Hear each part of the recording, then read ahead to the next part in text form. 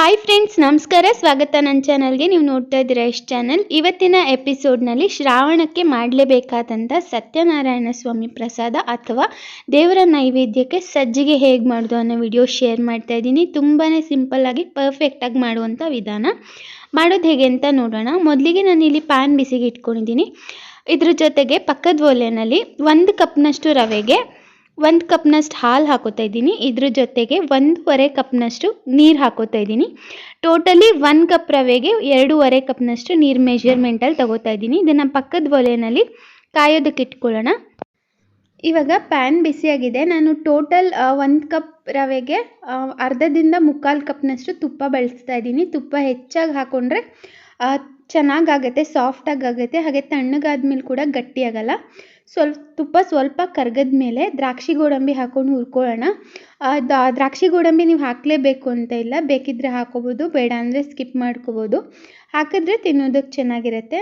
ದ್ರಾಕ್ಷಿ ಗೋಡಂಬಿ ಎರಡನ್ನೂ ಹುರ್ಕೊಳ್ಳೋಣ. ಗೋಡಂಬಿ ಸ್ವಲ್ಪ ಕೆಂಪಾಗೋವರೆಗೂ ಹುರಿದು ಆನಂತರ ದ್ರಾಕ್ಷಿನ ಸ್ವಲ್ಪ ಸೈಜ್ ದಪ್ಪ ಆಗೋವರೆಗೂ ಹುರ್ಕೊಂಡು ಎತ್ತಿಟ್ಕೊಳ್ಳಿ.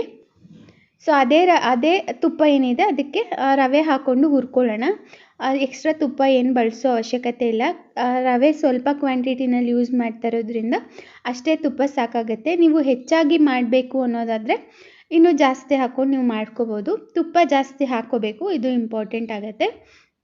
ನೋಡಿ, ರವೆನ ಮೀಡಿಯಮ್ ಫ್ಲೇಮ್ನಲ್ಲಿ ಇಟ್ಕೊಂಡು 4ರಿಂದ 5 ನಿಮಿಷದವರೆಗೂ ಹುರ್ಕೋಬೇಕು. ರವೆ ಹುರಿದಾಗ ಸ್ವಲ್ಪ ಸೈಜ್ ದಪ್ಪ ಆಗುತ್ತೆ, ಸೊ ಅಲ್ಲಿವರೆಗೂ ಹುರ್ಕೊಳ್ಳಿ. ಮೀಡಿಯಮ್ ಫ್ಲೇಮ್ನಲ್ಲೇ ಇಟ್ಕೊಂಡು ಕೆಂಪಾಗೋವರೆಗೂ ಹುರ್ಕೋಬೇಕು. ನಾವು ರವೆ ಹುರ್ಕೊಳ್ಳೋ ಅಷ್ಟರಲ್ಲಿ ಕಾಯೋಕೆ ಇಟ್ಕೊಂಡಿರೋಂಥ ಹಾಲು ಚೆನ್ನಾಗಿ ಉಕ್ಕಿ ಬರಬೇಕು. ಅಲ್ಲಿವರೆಗೂ ಇದನ್ನು ಕಾಯಿಸ್ಕೊಂಡು ಆನಂತರ ಇದಕ್ಕೇನೆ ಸೇರಿಸ್ಕೋಬೇಕು. ಸೊ ನೋಡಿ, ಇವಾಗ ರವೆ ಹುರಿದಿದ್ದಾಗಿದೆ, ರವೆ ಕಲರ್ ಚೇಂಜ್ ಆಗಿದೆ. ಇವಾಗ ನಾನು ಕಾಯೋದಕ್ಕೆ ಇಟ್ಕೊಂಡಿದ್ದಂಥ ಹಾಲು ಮತ್ತು ನೀರೇನಿತ್ತು ಅದನ್ನು ಹಾಕೋತಾ ಇದ್ದೀನಿ. ಡೈರೆಕ್ಟಾಗಿ ನಾನು ರವೆ ಹುರಿದಿರೋದಕ್ಕೇ ಸೇರಿಸ್ಕೋತಾ ಇದ್ದೀನಿ.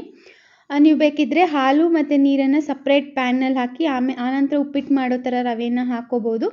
ಬಟ್ ಇದು ಸ್ವಲ್ಪ ಕ್ವಾಂಟಿಟಿನಲ್ಲಿ ಮಾಡ್ತಾ ಇರೋದ್ರಿಂದ ಗಂಟಾಗಲ್ಲ, ಸೊ ಅದಕ್ಕೋಸ್ಕರ ನಾನು ಡೈರೆಕ್ಟಾಗಿ ಸೇರಿಸ್ಕೊಂಡಿದ್ದೀನಿ. ಚೆನ್ನಾಗಿ ಮಿಕ್ಸ್ ಮಾಡ್ಕೋಬೇಕು. ನಾವು ತಗೊಂಡಿರೋ ಅಂಥ ಕ್ವಾಂಟಿಟಿ ಪರ್ಫೆಕ್ಟಾಗಿ ಆಗುತ್ತೆ, ಹಾಲು, ನೀರು ಹಾಗೆ ರವೆ 3 ಕ್ವಾಂಟಿಟಿನೂ.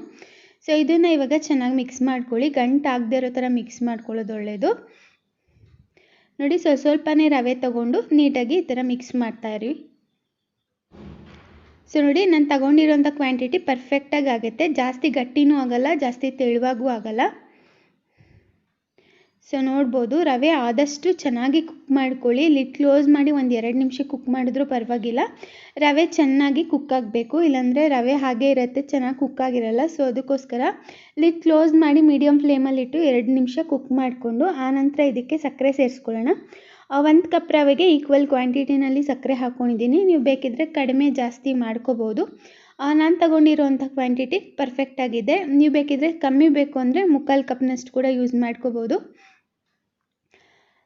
ಸಕ್ಕರೆನ ಹಾಕ್ಕೊಂಡ್ಮೇಲೆ ಸಕ್ಕರೆ ಕರಗೋವರೆಗೂ ಚೆನ್ನಾಗಿ ಮಿಕ್ಸ್ ಮಾಡ್ಕೊಳ್ಳಿ. ಸಕ್ಕರೆ ಕರಗೋ ಅಷ್ಟರಲ್ಲಿ ಸ್ವಲ್ಪ ಗಂಟಾಗುತ್ತೆ. ಸಕ್ಕರೆ ಕರಗದ ಮೇಲೆ ಅದು ಸರಿ ಹೋಗುತ್ತೆ. ನೀವು ನೋಡ್ಬೋದು, ಗಮನಿಸ್ತಾ ಇರಿ ವಿಡಿಯೋನಲ್ಲಿ. ಸೊ ನೀವು ಈ ಸಜ್ಜಿಗೆ ಅಥವಾ ಸತ್ಯನಾರಾಯಣ ಸ್ವಾಮಿ ಪ್ರಸಾದನ ವರಮಹಾಲಕ್ಷ್ಮಿ ಹಬ್ಬದ ನೈವೇದ್ಯಕ್ಕೆ ಮಾಡ್ಬೋದು. ಶ್ರಾವಣ ಮಾಸ ಬಂದಮೇಲೆ ಸಾಲು ಹಬ್ಬಗಳಿರುತ್ತೆ. ಸೊ ನೀವು ಆವಾಗ ಕೂಡ ಇದನ್ನು ನೈವೇದ್ಯಕ್ಕೆ ಮಾಡಿಟ್ಕೋಬೋದು. ಸೊ ಇದನ್ನು ಕಂಟಿನ್ಯೂಸ್ ಆಗಿ ಮಿಕ್ಸ್ ಮಾಡಬೇಕು ಸಕ್ಕರೆ ಹಾಕಿದ್ಮೇಲೆ. ಸೊ ನೋಡಿ, ಚಿಕ್ಕ ಚಿಕ್ಕ ಗಂಟುಗಳಾಗಿದೆ, ಇದು ಸಕ್ಕರೆ ಗಂಟು. ಇದು ಬಿಸಿ ಆಗ್ತಾ ಸಕ್ಕರೆ ಕರಗ್ದಂಗೆ ಗಂಟುಗಳು ಕೂಡ ಒಡೆಯುತ್ತೆ. ಸೊ ಇವಾಗ ತುಪ್ಪನ ಸ್ವಲ್ಪನೇ ಸೇರಿಸ್ಕೋಬೇಕು. ರವೆ ಒಂದೊಂದು ರವೆ ಜಾಸ್ತಿ ತುಪ್ಪ ಹಿಡಿಯುತ್ತೆ, ಒಂದೊಂದು ಕಮ್ಮಿ ಹಿಡಿಯುತ್ತೆ. ಸೊ ನೀವು ನೋಡಿಕೊಂಡು ನೀವು ತುಪ್ಪನ ಸೇರಿಸ್ಕೊಳ್ಳಿ. ಒಟ್ಟಿಗೆ ತುಪ್ಪ ಹಾಕಬೇಡಿ, ಸ್ವಲ್ಪನೇ ಹಾಕ್ಕೊಂಡು ಮಿಕ್ಸ್ ಮಾಡ್ಕೋಬೇಕು.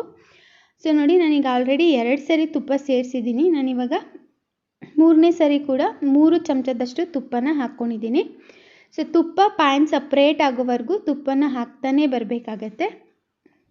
ಸೊ ನೋಡ್ಬೋದು, ಇವಾಗ ಹದ ಎಷ್ಟು ಪರ್ಫೆಕ್ಟಾಗಿ ಬಂದಿದೆ, ಗಂಟುಗಳೆಲ್ಲ ನೀಟಾಗಿ ಒಡ್ಕೊಂಡಿದೆ. ಸೊ ಇವಾಗ ಲಾಸ್ಟ್ ಬ್ಯಾಚ್ನಷ್ಟು ತುಪ್ಪನ ನಾನು ಹಾಕಿದ್ದೀನಿ. ಸುಮಾರು 3/4 ಕಪ್ನಷ್ಟು ತುಪ್ಪ ಯೂಸ್ ಮಾಡಿದ್ದೀನಿ 1 ಕಪ್ ರವೆಗೆ. ನೀವು ಬೇಕಿದ್ರೆ ಈಕ್ವಲ್ ಕ್ವಾಂಟಿಟಿನಲ್ಲಿ ಹಾಕೋಬೋದು, ಅಥವಾ ನೀವು ಬರೀ ಹಾಲಲ್ಲಿ ಮಾಡ್ತೀನಿ ಅಂದರೂ ಕೂಡ ಮಾಡ್ಕೋಬೋದು. ಸೊ ನೋಡ್ಬೋದು ಇವಾಗ ಎಷ್ಟು ಚೆನ್ನಾಗಿ ಮಿಕ್ಸ್ ಆಗಿದೆ ಅಂತ. ಈ ಹದ ಪರ್ಫೆಕ್ಟಾಗಿರುತ್ತೆ. ಇದು ನಿಮಗೆ ತಣ್ಣಗಾದ್ಮೇಲೆ ಕೂಡ ಗಟ್ಟಿಯಾಗಲ್ಲ, ಅದೇ ಟೆಕ್ಸ್ಚರಲ್ಲಿರುತ್ತೆ. ಸೊ ಇದಕ್ಕೆ ಇವಾಗ ಮೊದಲೇ ಹುರಿದಿಟ್ಟಿದಂಥ ದ್ರಾಕ್ಷಿ ಗೋಡಂಬಿ ಹಾಕ್ಕೊಳ್ಳೋಣ. ಏಲಕ್ಕಿ ಪೌಡರ್ ಹಾಕ್ಕೊಳ್ಳಿ, ನಾನು ಸ್ಕಿಪ್ ಮಾಡಿದ್ದೀನಿ ಏಲಕ್ಕಿ ಪೌಡರ್. ಸೊ ದ್ರಾಕ್ಷಿ ಗೋಡಂಬಿ ಹಾಕಿದ್ಮೇಲೆ ಚೆನ್ನಾಗಿ ಮಿಕ್ಸ್ ಮಾಡಿಕೊಂಡ್ರೆ ಸತ್ಯನಾರಾಯಣ ಸ್ವಾಮಿ ಪ್ರಸಾದ ರೆಡಿ ಆಗುತ್ತೆ. ಅಥವಾ ಸಜ್ಜಿಗೆ ನೈವೇದ್ಯಕ್ಕೆ ಮಾಡುವಂಥದ್ದು ಕ್ವಿಕ್ಕಾಗಿ ಮಾಡ್ಕೋಬೋದು. ಬೆಳಗಿನ ಪೂಜೆಗೆ ಯಾವುದೇ ರೀತಿ ನೈವೇದ್ಯನ ಮಾಡಿ ಇಡೋದಕ್ಕೆ ಸ್ವಲ್ಪ ಕಷ್ಟ ಆಗುತ್ತೆ. ಸೊ ಆ ಟೈಮ್ನಲ್ಲಿ ನಾವು ಈ ರೆಸಿಪಿನ ಮಾಡಿಟ್ಟು ಪೂಜೆ ಮಾಡ್ಕೋಬೋದು. ಸೊ ಇದನ್ನೆಲ್ಲ ಮಿಕ್ಸ್ ಮಾಡಿದಾಗಿದೆ. ಕನ್ಸಿಸ್ಟೆನ್ಸಿನೂ ಪರ್ಫೆಕ್ಟಾಗಿ ಬಂದಿದೆ. ತುಪ್ಪ ಹಾಕಿರೋದ್ರಿಂದ ಅಷ್ಟೇ ಚೆನ್ನಾಗಿರುತ್ತೆ ತಿನ್ನೋದಕ್ಕೂ ಕೂಡ. ಸೊ ನೋಡ್ಬೋದು ಇವಾಗ ಎಷ್ಟು ಚೆನ್ನಾಗಾಗಿದೆ ಅಂತ. ಸೊ ನೋಡಿದ್ರಲ್ಲ ಫ್ರೆಂಡ್ಸ್, ನೈವೇದ್ಯಕ್ಕೆ ಮಾಡ್ಕೊಳ್ಬಹುದಾದಂಥ ಸಜ್ಜಿಗೆ ರೆಸಿಪಿ ಹೇಗೆ ಮಾಡೋದು ಅಂತ. ಈ ವಿಡಿಯೋ ನಿಮಗೆಲ್ಲ ಇಷ್ಟ ಆಗಿದ್ದರೆ ಲೈಕ್ ಮಾಡಿ, ಶೇರ್ ಮಾಡಿ. ನೀವೇನು ನನ್ನ ಚಾನಲ್ ಸಬ್ಸ್ಕ್ರೈಬ್ ಆಗಿಲ್ಲ ಅಂದರೆ ದಯವಿಟ್ಟು ಚಾನಲ್ ಸಬ್ಸ್ಕ್ರೈಬ್ ಮಾಡ್ಕೊಳ್ಳಿ. ನಿಮ್ಮ ಅನಿಸಿಕೆ ಅಭಿಪ್ರಾಯಗಳನ್ನ ಕಮೆಂಟ್ ಸೆಕ್ಷನಲ್ಲಿ ತಿಳಿಸಿ. And thanks for watching. ನಮಸ್ಕಾರ.